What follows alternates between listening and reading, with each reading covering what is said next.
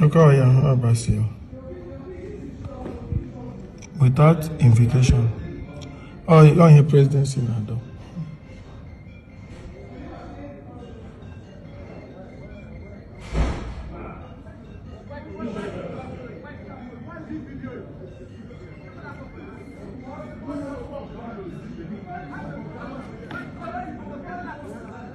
No, they shouldn't do that.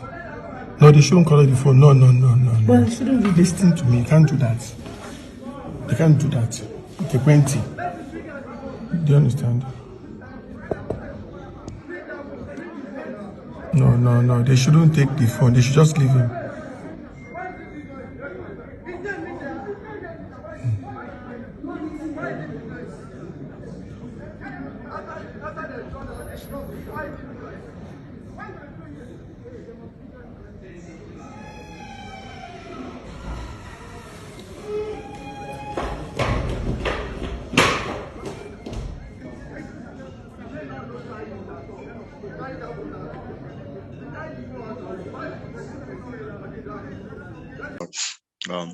The massive presence of operatives of the economy, the EFCC.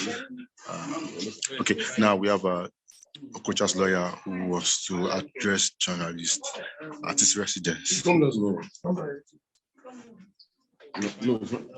It's just the camera. There's no. Let's move forward. No, stay. Okay, sir. That's right. So what do you want to know? Your phone.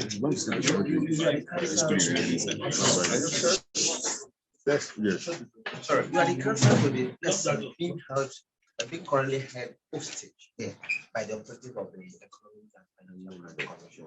What do you have to say regarding the mode of operation by the operatives? Well,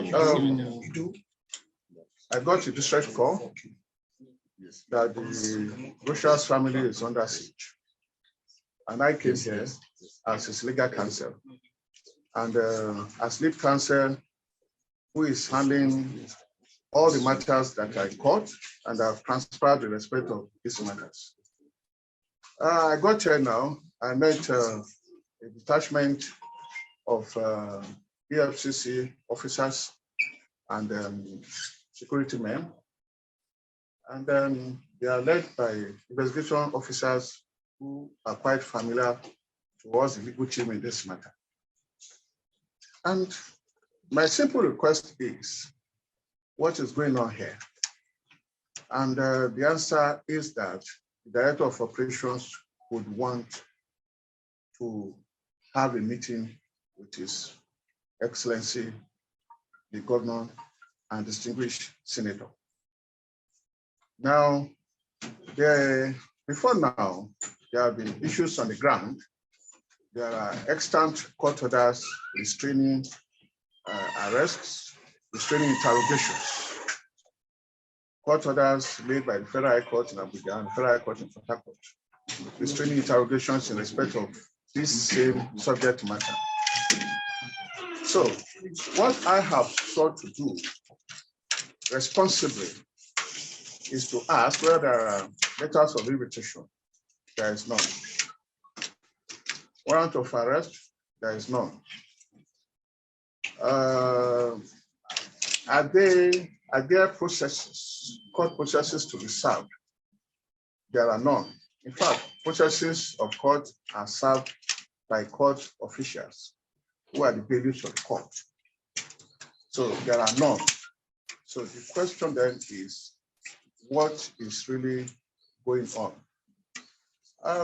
I have also requested that the invitee should be given time to report,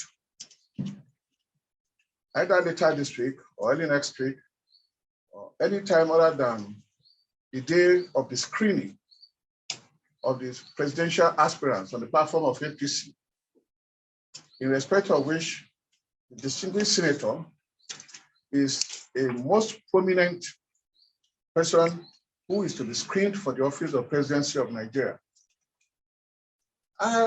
Today is the day of screening, and an invitation by a security agent, any other agent whatsoever for that matter, that is not preceded by a letter of invitation or notice before now, to us is very, very prejudicial. So that's why we requested that a date be fixed so that the candidate, the spirit senator, can now voluntarily go and keep an appointment with whoever it is that is inviting him. Again, that has been turned down. So as I speak to you now, the siege continues. But I can assure you that reasoning must be made to prevail. What normally happens in such a circumstance like this, in this country, a country that's governed by law and constitution, is that a citizen has fundamental human right to freedom. Even when you are being investigated for any alleged offense, there is a presumption of innocence, which means that you are presumed to be a free citizen of the country. So if they are going to pull a citizen in, then you must have one of two or three things. Number one, if you catch him committing an offense, you can arrest him there and then. I don't think that applies in this case. Number two, you have a warrant of arrest. None is available in this case. Number three, you can invite him, write him, name a date when he should show up at wherever venue, or even call him on phone, ask him to oblige you to come. Agree to a date. The gentleman will show up. All this siege is unnecessary. I dare say it is a breach of the fundamental human rights of citizen Rochas Okorocha, and it has to stop. Thank you. So you as his counsel, yes. If the operative insists that they want to pick him, what will be your next line of action? If they insist they want to pick him, the law will take its full course. I'm a non person. I have addressed people known in Nigeria. All it takes for EFCC to send an invitation and they'll gladly oblige. But as I speak to you now, I've requested for any arrest warrants, any order of court, none seem to be available. Any invitation, no, I've not been invited, and I refuse to go. But my lawyer has addressed them, and they're saying that the director, they have instruction from above to come and get me. So I don't know whether this is an arrest or an invitation. Which is an invitation? It's simply a letter or a word or phone call, and I'll be there. This barrage of policemen and creating some kind of trauma to members of my family is not the best way to go. I want to kindly appeal to the EFCC to allow me to go from the screen, and wherever they are both means, please allow me to go from my screen and do my election. The EFCC has also said that they're taking me to court. They took me to court. I'm still waiting for the result. I've not been served. And I have a series of courts, orders, and judgments right before I left office because of this message, what is happening now. So, quite frankly, the situation here is quite ugly. It doesn't give the best of image to everyone concerned.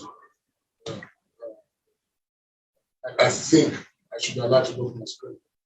And if I go from my screen, that will be good. I won't run away, and I can present myself anytime. I don't know what's the urgency of the matter. I think there's something.